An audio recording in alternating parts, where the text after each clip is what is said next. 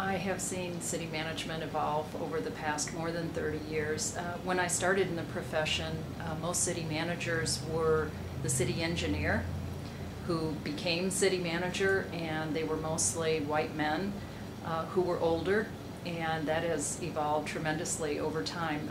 Back then, more than 30 years ago, there really wasn't a track for becoming a city manager or even a deputy or assistant city manager.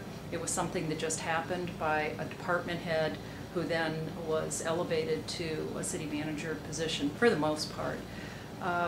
There was also less transparency in government back then, fewer career politicians.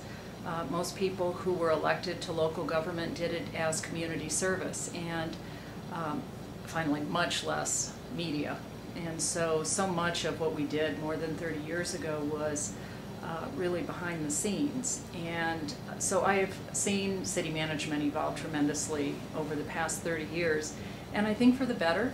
For the most part, what we see in city management today are professionals who are striving to become city managers, or that is their track. They aren't just, they didn't just stumble upon the profession. We do it in a very complicated environment.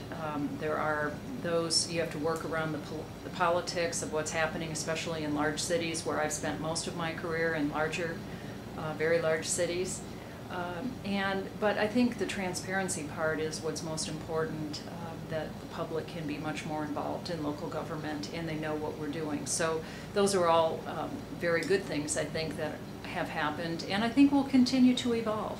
And that's why I think ICMA is so important, and professional management, and making sure that we train people so that we're doing the right things and helping elected officials be and work on policy matters so that while we're taking care of the business of city government.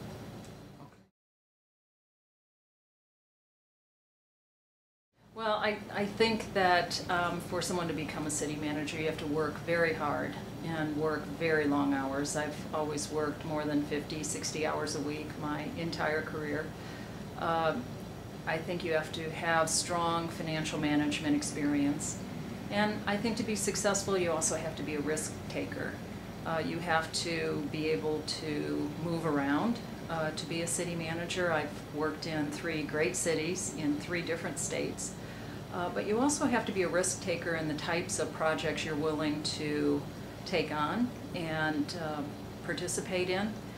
Some that might be a little bit out there, and that's what's helped me and grow in my career and be successful. Those would be my recommendations for those who would aspire to be a city manager: hard work, financial management, and risk taking.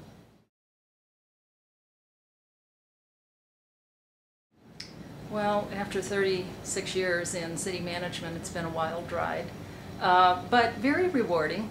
I've had some great experiences and have been able to work with wonderful people, both professionally as well as elected officials, and work on a number of projects that are once-in-a-lifetime kinds of projects, many of them. So city management allows one to work in a number of very diverse topics and subject matters, and that's really pretty exciting and keeps me motivated to do more.